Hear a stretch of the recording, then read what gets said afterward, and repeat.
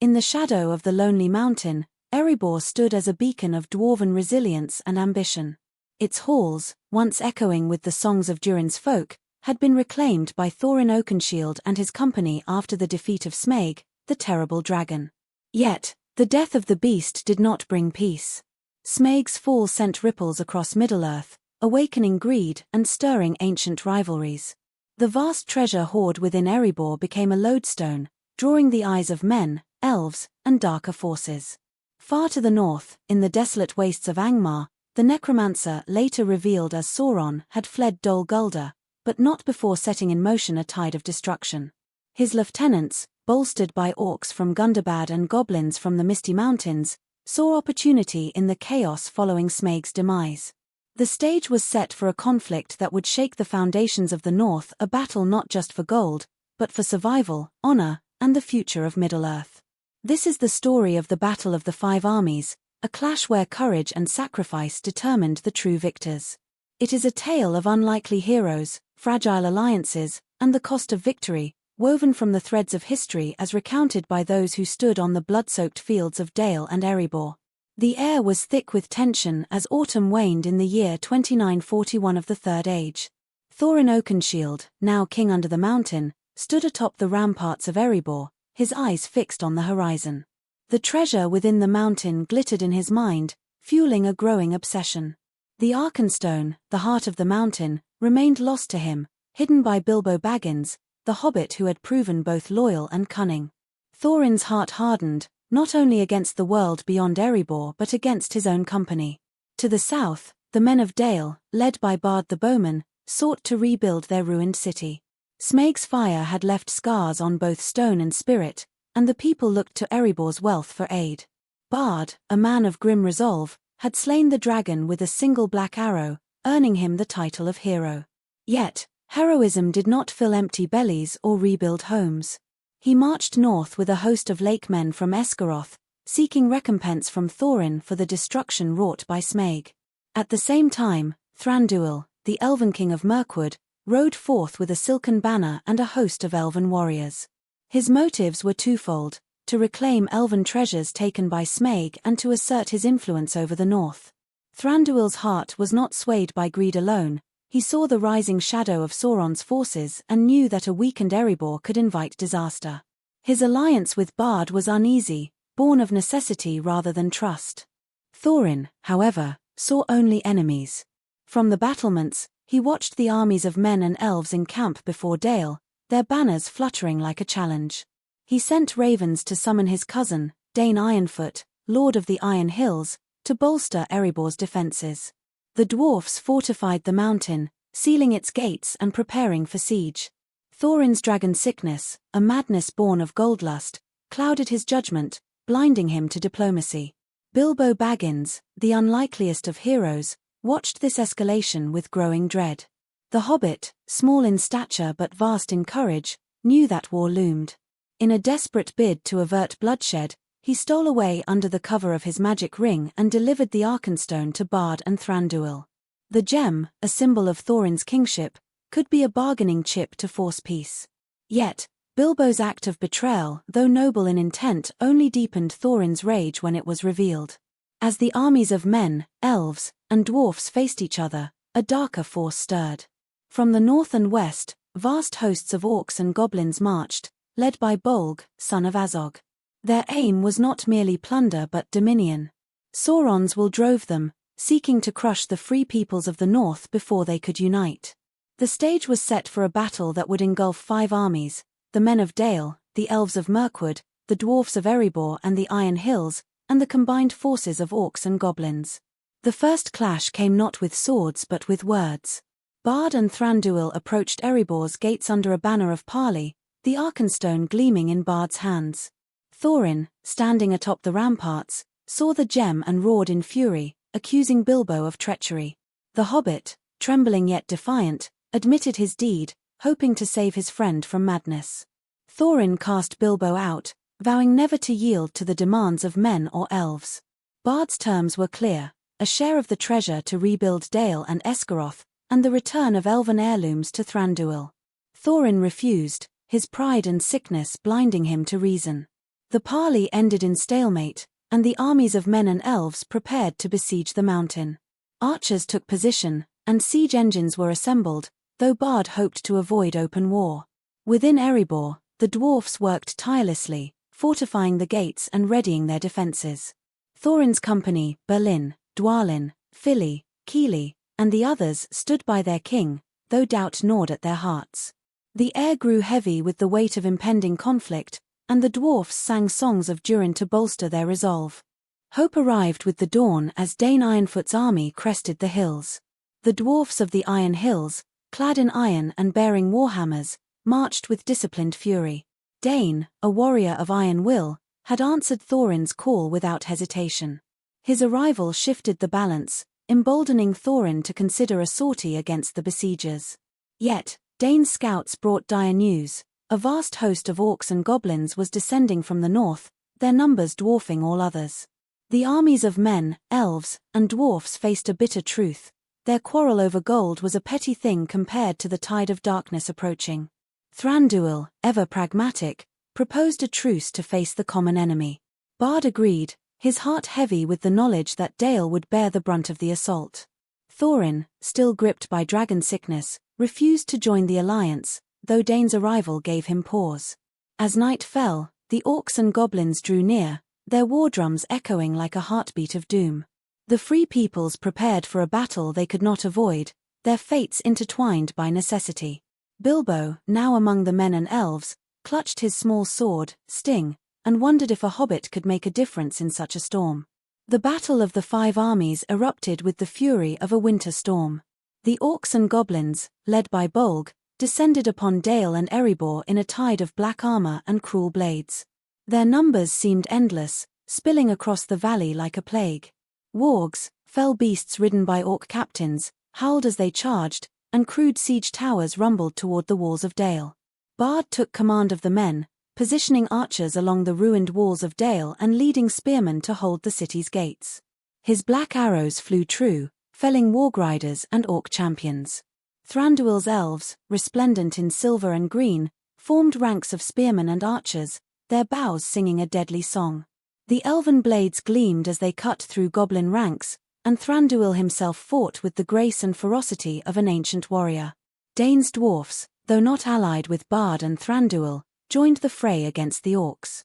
Their warhammers crushed skulls, and their ironclad ranks held firm against the tide. Dane fought at the forefront, his axe a blur of death, shouting defiance in the tongue of Durin's folk. Yet, Thorin remained within Erebor, watching from the ramparts, his heart torn between pride and duty. The battle raged across multiple fronts. In Dale, the men fought street by street, their courage bolstered by Bard's leadership. The elves held the flanks, their arrows thinning the orc ranks before they could close. The dwarfs of the Iron Hills carved a bloody path through the goblin vanguard, seeking to reach Erebor's gates. Above, the skies darkened with smoke and the cries of carrion birds. Bilbo, caught in the chaos, found himself among the men of Dale.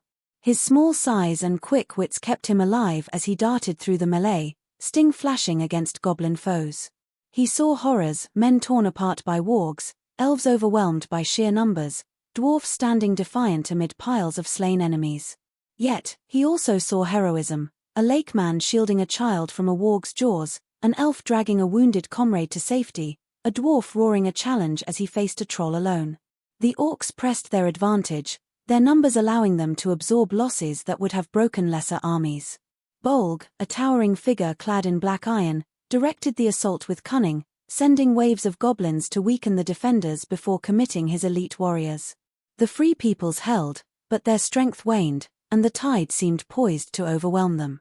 Within Erebor, Thorin Oakenshield wrestled with his demons.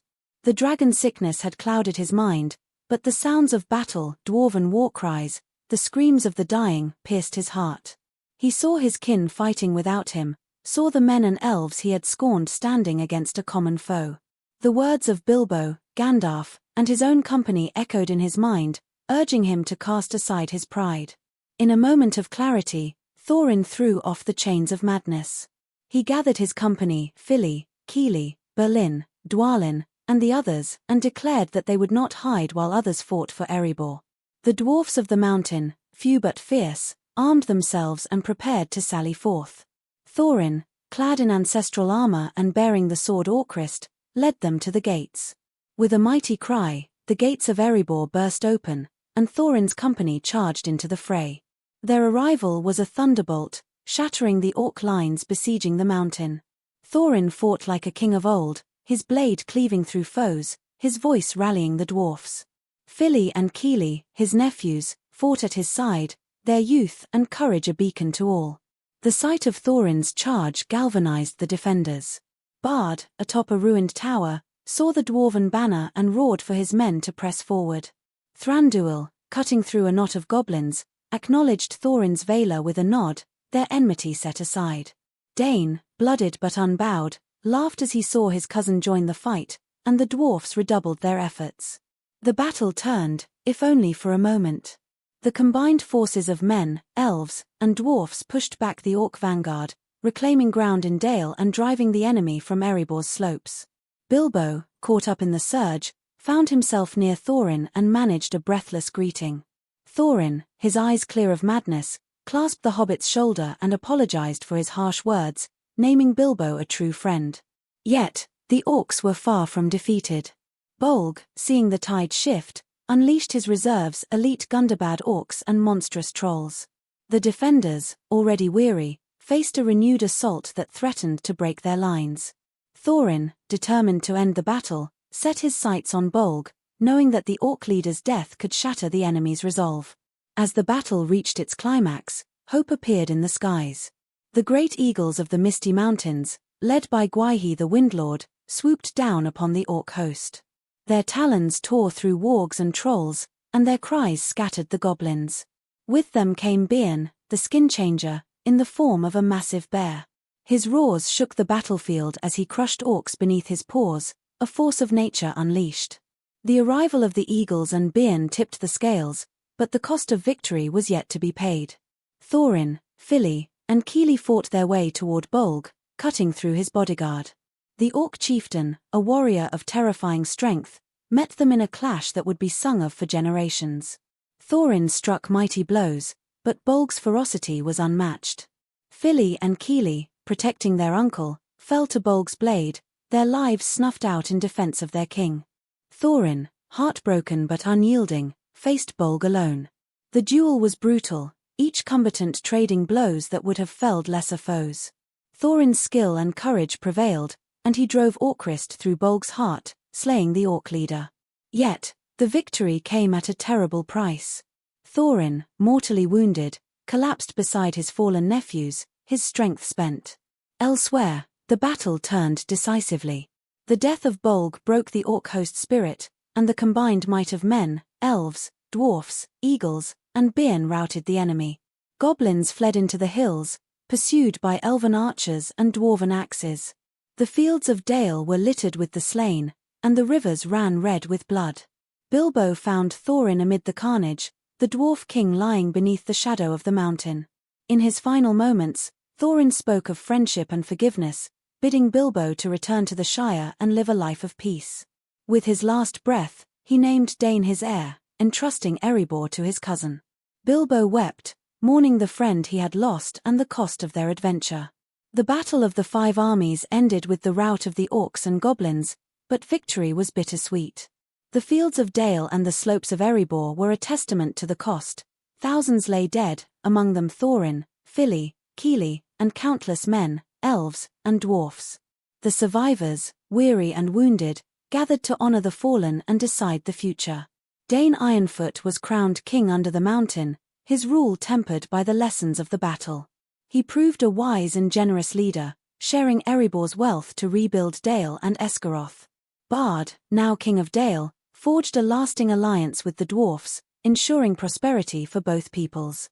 Thranduil, his treasures restored, returned to Mirkwood, his respect for men and dwarfs deepened by their shared sacrifice.